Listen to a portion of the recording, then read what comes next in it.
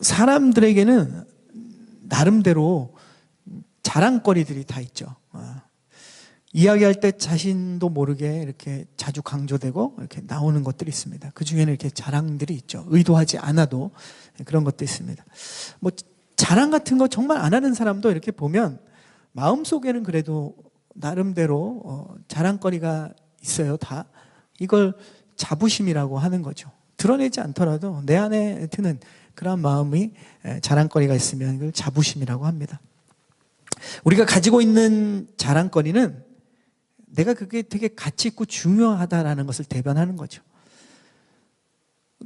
또 근데 반대로 한편으로 보면 내가 부끄러워하는 게 있습니다. 굉장히 어떤 부분에 있어서 열등감을 갖는 것, 부끄러워하는 부분.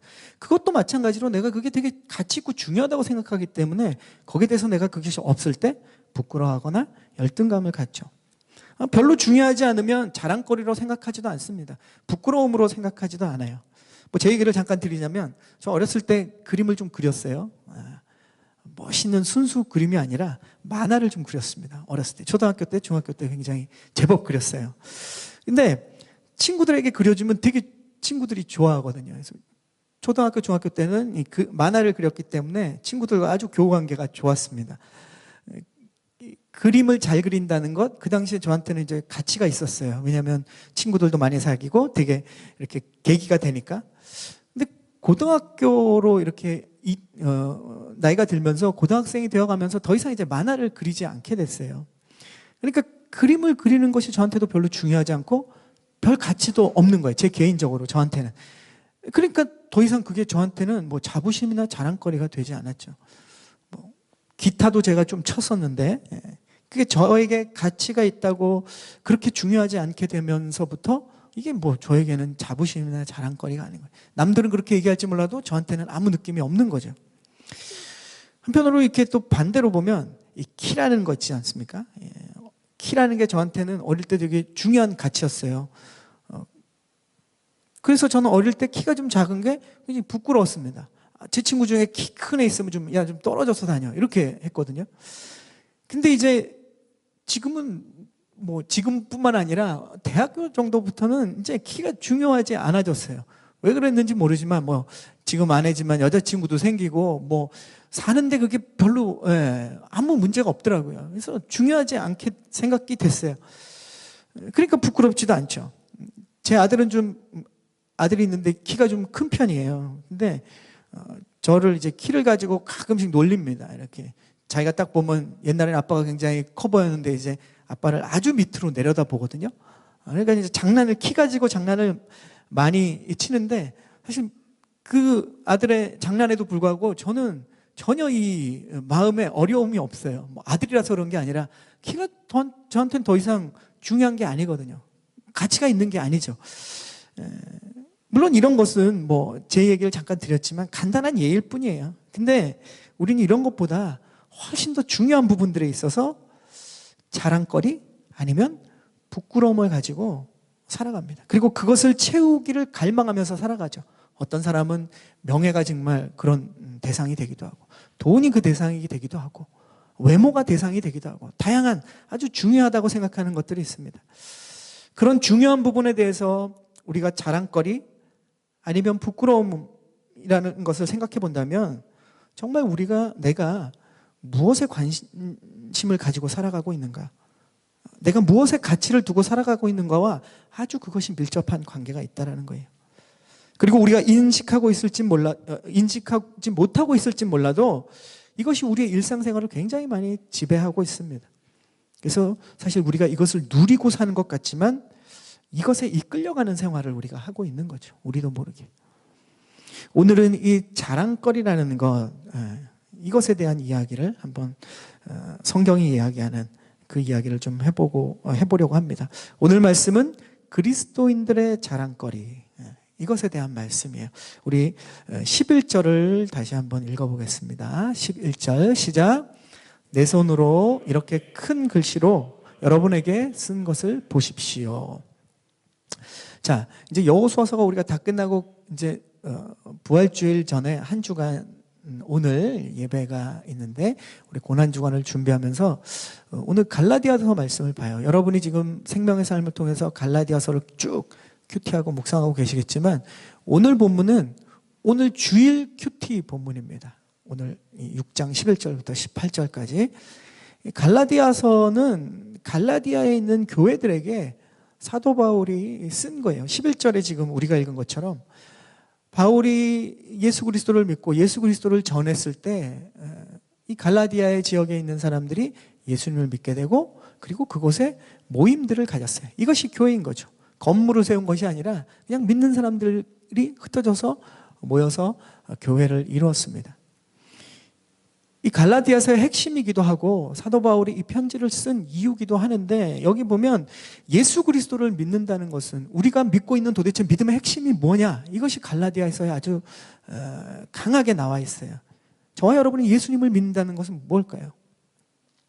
예수님을 믿는다는 것은 예수 그리스도께서 우리를 위해 십자가에 죽으시고 다시 살아나신 이것을 통해서 내 모든 죄가 사함을 얻는 것이고 세상으로부터 하나님이 주시는 참된 자유와 이 평안을 하나님이 주신 거저 주신 은혜로 바로 누리게 되는 거죠. 그것은 바로 예수 그리스도의 십자가를 통한 것입니다. 이 갈라디아 교인들은 이 은혜의 선물을 받았어요. 그리고 하나님의 자녀가 되었어요. 그런데 그들 중에 지금 어떤 일이 일어나냐면 예수 그리스도의 그 십자가 은혜로 구원받을 수 없고 죄가 사해질 수도 없고 영원한 기쁨과 생명과 평안을 누릴 수 없다라고 하는 사람들이 자꾸 생겨나는 거예요. 그 갈라디아 지역의 교회들에. 이것 때문에 교회 안에 싸움들이 일어나는 거예요. 같이 모여서 하나님 안에서 하나님의 자녀로 예배를 드리는데 어떤 사람들은 예수 그리스도의 그 십자가 은혜를 붙잡고 기뻐하는데 어떤 사람들은 그것 갖고 안 된다는 거죠.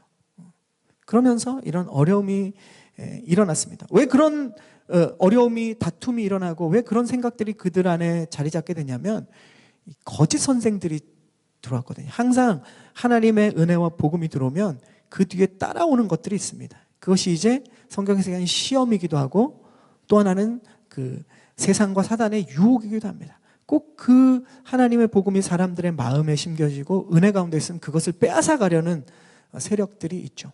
뭐 저와 여러분이 신앙생활 하면서도 은혜를 받으면 그 다음에 계속적으로 은혜가 쌓여가야 되는데 항상 유혹과 시험들이 우리 안에 찾아오죠. 거기도 보면 갈라디아에 예수 그리스도의 은혜가 충만했었는데 사도 바울의 복음 전도를 통해서 거짓 선생들이 들어와서 이제 슬그머니 사도 바울이 가짜 사도다, 우리가 진짜 사도다, 이런 행세들을 하기 시작했습니다. 그리고 율법을 지켜야 구원을 받지, 유대인처럼 살아야 구원을 받지, 예수 그리스도의 십자가의 복음 가지고는 절대 구원을 못 받는다, 이렇게 이야기했습니다. 가르쳤어요. 그러니까 이것은 예수 그리스도의 십자가를 아무 소용없는 것으로 만드는 거짓 믿음이었습니다. 그리고 하나님 아버지께서 우리를 자녀 삼아주시고 자녀들에게 은혜로 거저 주신 이 복음을 아무 가치 없는 것으로 만드는 거짓 믿음이었어요. 이런 안타까운 상황을 들은 사도 바울이 지금 편지를 쓰는 거예요. 11절에 내 손으로 이렇게 큰 글씨로 여러분에게 직접 편지를 쓴다는 거죠. 갈라디아 교인들은 변해가고 있었고 사도 바울이 전한 하나님의 은혜를 버리고 그들은 예수님의 십자가를 통한 죄에서 자유함을 이제 누리는 것이 아니라 잃어가고 있었어요. 사실 바울은 굉장히 바쁜 사람입니다. 그죠? 우리가 아는 것처럼 사도행전 오면 엄청나게 바쁘고 엄청나게 할 일이 많았어요. 이 갈라디아 지역의 교인들을 내버려 두어도 사실은 다른 할 일이 너무 많았어요. 자신을 환영해 주는 사람도 많았고 자신을 필요로 하는 교회들도 굉장히 많았어요. 하지만 사도 바울은 오늘 갈라디아 교인들을 버릴 수가 없었습니다. 그래서 이 편지를 지금 쓰고 있는 거예요. 이 편지에 구구절절한 그들을 향한 마음이 있습니다. 사도 바울은 왜 이 갈라디아 교인들을 버릴 수가 없었을까? 오늘 갈라디아서에 보면 이 4장에 이런 얘기를 합니다. 갈라디아 성도들을 향해서 사도 바울이 어떻게 얘기하면 나는 다시 여러분을 위해 해산하는 고통을 겪습니다. 이렇게 얘기합니다. 해산. 그죠? 무슨 말입니까? 바울에게 갈라디아 교인들은 어떤 존재냐?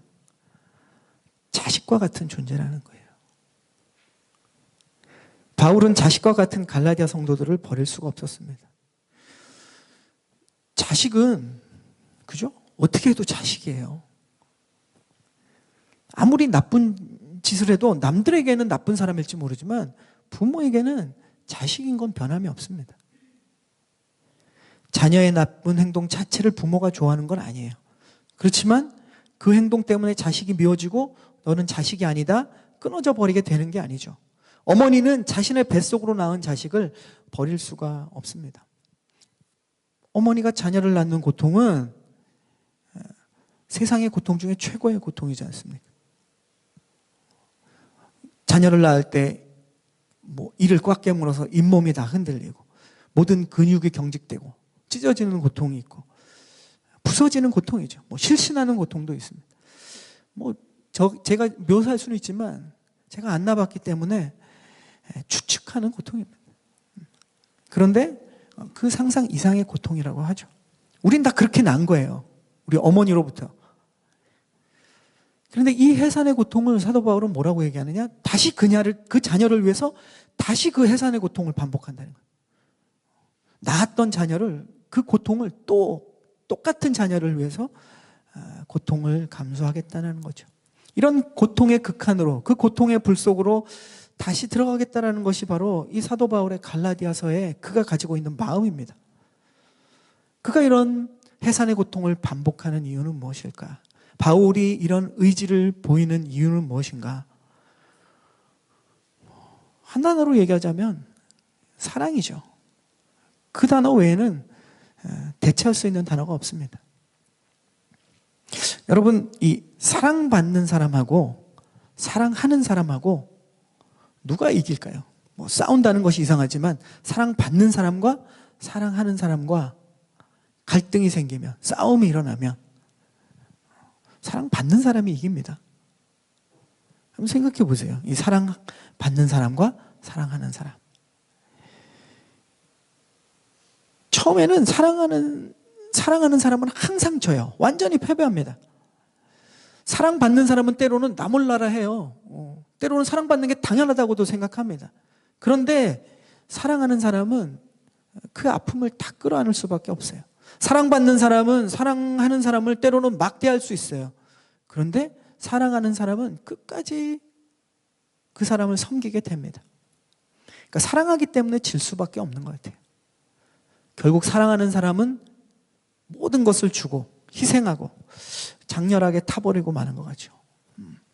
그래서 사랑하는 사람은 항상 사랑받는 사람한테 지는 것 같아요. 근데 우리가 우리의 삶을 돌아보면 처음에는 그런 것 같아요. 사랑받는 사람이 이기고 사랑하는 사람이 지는 것 같아요. 신앙 안에서도 그렇습니다. 우리 하나님을 보면 그래요. 하나님이 우리를 사랑하시기 때문에 우리한테 항상 지시는 것 같아요. 우리를 포기하지도 못하십니다. 우리가 하나님의 사랑을 거부해도 포기하지 못하세요. 우리를 버리지도 못하세요. 창조주께서 우리를 만들었는데 우리가 피조물인데 우리한테 끌려다니시는 것 같아요. 하나님 아버지께서 자녀인 우리에게 끌려다니십니다. 성자 하나님께서 십자가의 죽음까지 질질 끌려가셨어요. 우리를 사랑하기 때문에. 우리는 우리 마음대로 막 사는데 우리는 하나님을 엉망으로 때로는 대하는데도 성령 하나님께서는 어떠십니까? 우리 속에서 어쩔 줄을 몰라 하세요. 말할 수 없는 탄식으로 이런 우리를 위해서 하나님께 기도하고 계십니다. 중보하고 계세요. 애통해 하시죠.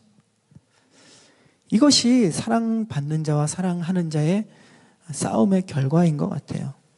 그런데 우리가 좀 더 생각해 보면 처음에는 그래서 사랑받는 사람이 이겨요. 근데 좀 지나고 나면 결국에는 사랑하는 사람이 이깁니다. 왜 그러냐면 그 사랑하는 사람의 사랑 앞에 사랑받는 사람이 나중에 굴복하게 돼요. 그 사랑을 깨닫게 되면 사랑하는 사람의 이 사랑 앞에 사랑받는 사람이 항복하게 됩니다. 지나보면 결국 사랑하는 하나님께서 마지막에 이기는 것 같아요. 왜냐하면 사랑하는 그분의 사랑이 너무 크고 위대하기 때문에 그래요. 그 위대한 사랑 앞에서 사랑받는 우리는 결국 마음이 무너지는 거죠. 그 위대한 사랑을 이길 어떠한 것도 우리 주변엔 없기 때문에 그래요. 그 사랑에 대해서 항복하는 거죠. 여러분은 지금 어떤 과정을 지금 지나고 있습니까? 여러분이 하나님의 이 사랑을 경험했지만 아직도 사랑하는 하나님께 이기고 살고 계십니까? 아니면 여러분은 아직도 이 사랑의 줄다리기를 하나님과 엎치락뒤치락 하면서 지내고 계십니까? 아니면 여러분은 지금 이 위대한 하나님의 사랑 앞에 항복하고 그 사랑 앞에 감격해서 살아가고 있는 상태이십니까? 같이 예배를 드려도 다양한 상황이 있어요. 우리는. 예수님의 비유 가운데 우리가 너무 잘 아는 탕자의 비유를 아시죠? 탕자였던 둘째 아들이 아버지 집으로 돌아오지 않습니까? 세상에서 그렇게 마음껏 살고 마음껏 누릴 줄 알았는데 결국 지치고 지쳐서 그 돌아오는 발걸음은 예수님의 비유에 보면 엄청나게 무거웠습니다. 아버지께 죄를 짓고 떠나버린 그 무거운 마음이 어땠을까요? 그가 아버지에 대해서 생각할 때 내가 아버지를 배신하고 아버지가 나한테 배신을 당했는데 그래도 혹시 나를 그래도 찾아가면 옛정을 생각해서도 종으로라도 좀 받아주시지 않을까? 이런 조마조마한 마음이 어땠을까요? 탕자는 그렇게 아버지의 집으로 돌아갑니다. 그런데 아버지의 반응은 뜻밖이었죠. 아버지가 과거를 묻지도 따지도 않고 안아주셨어요. 그 사랑의 품이 얼마나 따뜻한지 탕자가 경험하고 나서 이제는 더 이상 집을 나갔겠습니까? 방탕한 친구들과 노는 과거의 삶과는 지금 아버지의 집의 이 평안과는 비교할 수 없다는 것을 그가 깨닫게 됐다면 그는 더 이상 아버지 집을 떠나지 않죠. 정말 바라기는 저와 여러분이 산타모니카 온누리교 성도 모두가 이 위대한 사랑 앞에 굴복하고 내 삶을 좀 하나님께 맡기기를 소원합니다. 이것이 진짜예요. 이것이 진짜 아버지 집에서 누릴 수 있는 것들을 누리게 되는 축복입니다. 우리가 위대한 하나님의 사랑 앞에서 감격하고 무너질 때 우리는 이제는 이전과는 다른 삶을 살게 돼요. 탕자가 세상에서 마음껏 돈을 뿌리면서 살았던 그런 삶이 더 이상 의미가 없다는 것을 깨닫게 되는 거죠. 내가 사는 세상을 다르게 보게 되고 내가 사는 세상 속에서 다른 목적, 다른 비전, 다른 기쁨, 다른 만족을 위해 살아가게 된다는 겁니다. 내가 사는 세상 속에서 하늘나라의 삶을 살아갈 수 있어요. 그러면 우리는 그 사랑 앞에서 무너진 이 바울처럼 바울의 고백이 비로소 나의 고백이 되는 거예요. 성경 안의 말씀이 아니라 바울의 고백이 아니라 믿음의 사람들의 고백이 아니라 내 고백이 되는 거예요. 오늘의 핵심 구절인데 그 고백이 14절에 있습니다. 우리 14절 함께 큰 목소리로 좀 읽어보겠습니다. 14절 시작.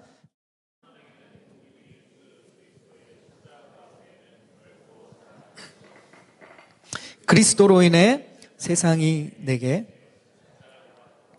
나 또한 세상에 대해 그러합니다. 자, 우린 제일 좋은 걸 자랑하게 되잖아요. 제일 가치 있는 걸 자랑하게 되잖아요. 왜 부모들은 자식 자랑을 멈출 수가 없을까요? 7대 불가사의보다 더 불가사의한 거죠. 왜 모든 부모는 자식 자랑을 멈출 수가 없을까? 심지어 아기인 자녀가 특히 이제 아기일 때 더 심하지 않습니까? 다 아기가 웃는 게 당연한 건데 잘하면 이 웃는 게 자랑이 되고 뒤집는 거 당연한데 뒤집는 게 자랑이 되고 우유 먹고 트름하는 것도 자랑이고 심지어는 응가를 하는 것도 자랑이 되고 그 자랑을 또 하는 걸 부끄러워하지 않아요, 부모는. 그런 모습을 주변에 이제 결혼 안 한 이모가 이렇게 보게 될 때는 자기 언니의 그 행동을 이해할 수가 없죠. 근데 자신도 결혼해서 아기를 낳고 똑같은 행동을 왜 하고 있는 걸까요? 할아버지 할머니도 만만치 않지 않습니까? 그죠? 말이 이상한데 할아버지 할머니도 비슷합니다. 동창들 모임 가면 뭐 이런 거 있잖아요. 서로 손주 자랑 못하게 하고 자랑하려면 10,000원 내고 자랑해라. 근데 10,000원 내고 자랑하는 사람들이 있잖아요, 또. 왜 할아버지 할머니들은 자기 돈을 써가면서 손주 자랑을 멈출 수가 없는 걸까요? 저와 여러분은 할머니, 할아버지들처럼 사람들에게 돈을 써가면서 주님을 자랑해 본 적이 있으십니까? 우리는 제일 좋은 것을 자랑하게 되어 있어요. 제일 좋은 것이 진짜 우리가 확실하게 각인이 되면 다른 것들은 그것에 비해서 이제 별것 아닌 것처럼 느껴지는 거죠. 뭐 우리가 아는 것처럼 사도 바울은 원래 세상에서 정말 잘 나가는 사람이었어요. 헬라 지역 다소라는 부유한 항구 도시에서 부자였습니다. 부자가 아니면, 높은 지위가 아니면 결코 그 당시에 살 수 없었던 로마 시민권, 이걸 가지고 있는 사람이었어요. 그리고 어릴 때 어떻습니까? 잘 살고 오히려 예루살렘으로 거꾸로 유학을 와요. 유대인으로서 최고의 명예인 가말리엘의 제자로서 살아갑니다. 이 해외파 유대인으로서 유대사회에서도 최고의 엘리트 대우를 받았던 사람이에요. 그가 세상의 것들로 열심을 내는 일에 결국은 그가 한 일은 뭡니까? 성경은 뭐라고 얘기합니까? 예수님이 사도 바울을 만나서 네가 했던 모든 일이, 네가 지금 하는 일이 결국 나를 핍박하는 일이다. 예수님이 그 얘기를 하세요. 그것을 깨달음과 동시에 사도 바울은 어떻게 변합니까?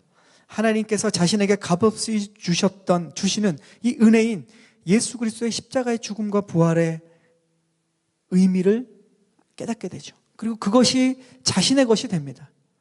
죄사함을 받고 자유를 얻고 하나님의 상속 자녀가 되었다는 것을 그는 알게 됐어요. 바울은 진짜를 만난 겁니다. 갈라디아서 안에도 그 얘기를 계속하고 있어요. 바울은 최고의 사랑을 경험했어요. 그리고 고백합니다. 우리가 읽은 14절처럼 내게는 우리 주 예수 그리스도의 십자가 외에는 결코 자랑할 것이 없습니다. 자신은 최고를 만났거든요. 내게는 우리 주 예수 그리스도의 십자가 외에는 결코 자랑할 것이 없습니다. 이렇게 고백합니다. 그리고 한 가지를 더 말하죠. 이렇게 말합니다.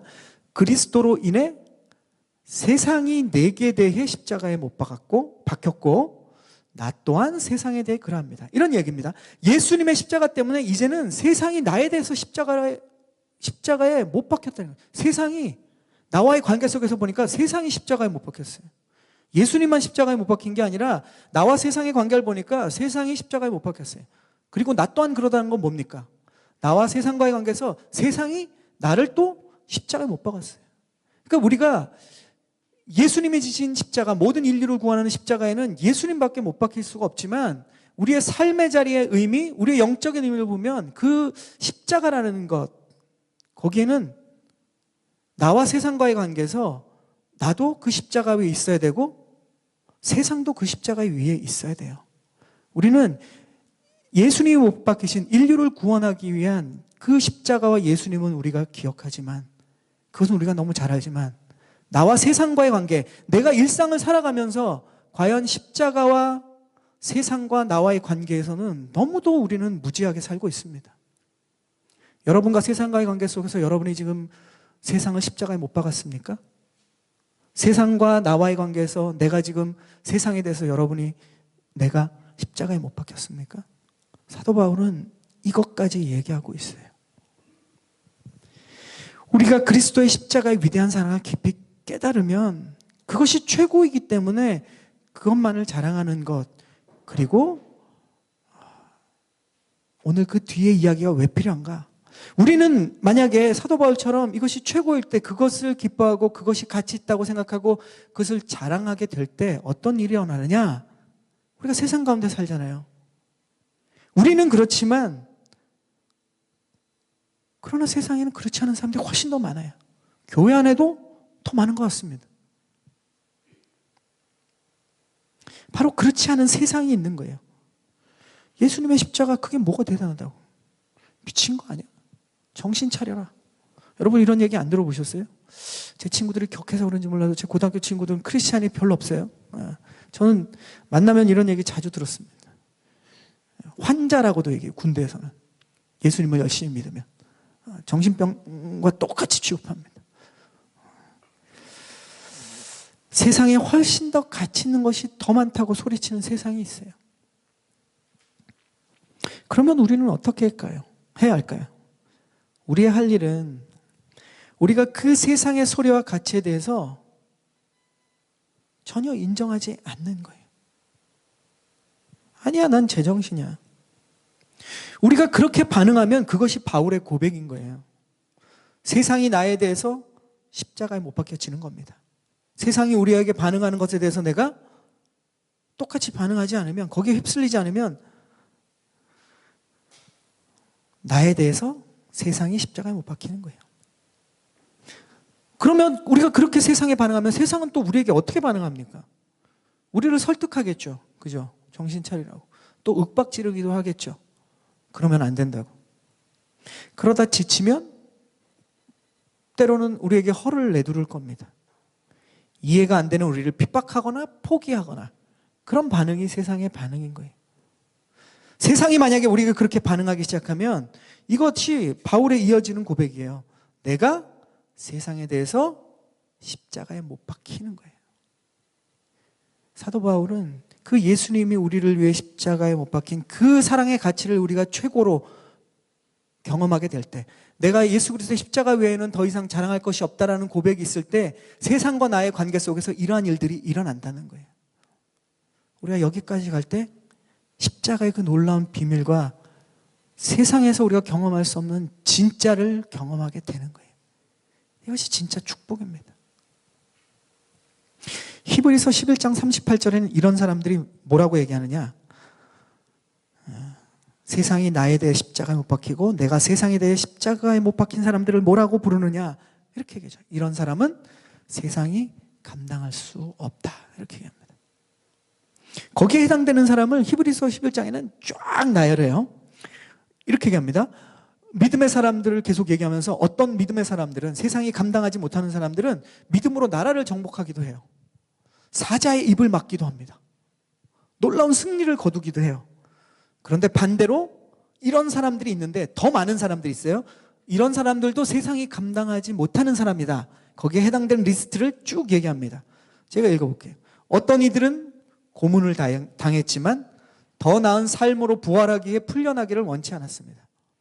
어떤 이들은 조롱과 채찍을 당했고 결박되고 투옥까지 당했습니다. 어떤 이들은 짐승의 가죽 옷을 입고 떠돌아다니면서 살았고 가난했고 학대를 받았습니다. 이들이 누구라고요? 하나님이 이들을 뭐라고 부릅니까? 세상이 감당치 못하는 믿음의 사람들이라고 하나님이 얘기해 주시는 거예요. 우리가 뭐라고 평가하던, 세상이 뭐라고 평가하던, 하나님이 뭐라고 말씀하시는지를 성경은 이야기하고 있습니다. 우리말 성경에는 이 세상이 감당하지 못하느니라, 이 말을 이렇게 번역해놨어요. 세상은 그들에게 가치가 없었습니다. 자랑거리가 되지 않은 거예요. 세상의 가치와 우리의 가치는 분명히 다릅니다. 이게 믿음이에요. 산타모니카 오늘의 성도 여러분, 제가 기도하는 핵심 중에 이것을 계속 반복하잖아요. 어떤 분들은 되게 듣기 싫어할 수도 있어요. 그래도 해야 돼요. 성경이 그 얘기를 하니까. 세상의 가치와 우리의 가치는 분명히 다릅니다. 이게 같으면 믿음이 아니에요. 우린 자꾸 이것을 세상의 가치로 하나님의 가치를 자꾸 끌어내리려고 해요. 붙여보려고 해요. 교집합도 있어요. 그런데 많은 부분 세상의 가치와 하나님의 가치는 분명히 다릅니다. 우리가 하나님을 만나고 하나님을 믿는다는 것은 그 가치를 내가 받는 거예요. 다운로드 받는 거예요. 세상의 자랑과 우리의 자랑은 분명히 다릅니다. 성경은 그것을 결코 타협하지 않아요. 이것이 믿음이기 때문에 그렇습니다. 결국 세상이 감당하지 못하는 사람은 이런 거예요. 세상 사람들보다 세상적으로 더 잘 나가게 되었기 때문에 세상이 감당하지 못하는 게 아니라, 우리가 세상에서 어떤 삶을 살지라도 예수님의 십자가, 그 십자가를, 그 사랑을 자랑하고, 세상이 나에 대해, 내가 세상에 대해서 못 박혀진 삶을 살아가는 사람, 그 사람이 바로 믿음의 사람이고 세상이 감당하지 못하는 사람이에요. 여러분, 그런 삶이 17절에는 사도 바울은 뭐를 얘기하냐? 예수의 흔적을 가지고 살아가는 사람이다. 십자가의 뜨거운 사랑 때문에 우리가 그것에 감격하고 굴복하고 항복하고 그것을 받아들이게 되면 우리는 십자가의 흔적이 생기는 거예요. 그 사랑이 어쩌면 뜨거운 화상을 입어서 어떤 것으로도 메이크업이 안 되는 그런 흔적이 우리 안에 생기는 겁니다. 저와 여러분이 그런 예수의 흔적을 가지고 그 어떤 이것이 마치 사람들이 왜 이런 흔적이 있습니까? 물어보면 세상에서 남들이 볼 때는 객관적으로 볼 때 되게 부끄러운 흔적 같지만 그 사람이 그것을 통해서 만약에 어떤 사람이 화상을 입었는데 내가 이것을 누구를 구하기 위해서 입은 화상이라고 한다면 아니면 좋은 일을 하기 위해서 선한 일을 위해서 입은 화상이라고 한다면 그 화상이 부끄러움이 되지 않아요. 그 화상은 그의 자랑거리고 살아난 사람의 자랑거리가 되는 거예요. 저와 여러분이 예수님의 그러한 사랑의 스티그마, 사랑의 흔적을 가진 사람이 되기를 축복합니다. 부끄러워하지 마십시오. 자랑거리인 거예요. 이것은 무례하다는 의미가 아니라 이거 진짜 나에게 가치 있다는 것을 보여주는 거예요. 우리가 고난주간을 맞이하면서 예수님의 완전한 사랑, 위대한 사랑, 이 십자가의 사랑을 다시 한번 깊이 경험하고 그 사랑, 그 십자가 사랑 앞에 나를 무너뜨리고 내가 세상에 대해, 세상이 나에 대해 십자가에 못 박히고 십자가의 사랑을 주신 예수님의 흔적을 가지고 살아가는 저와 여러분이 이번 고난주간을 통해서 더 그렇게 살아가는 우리 모두가 되기를 주님의 이름으로 축원합니다. 아멘.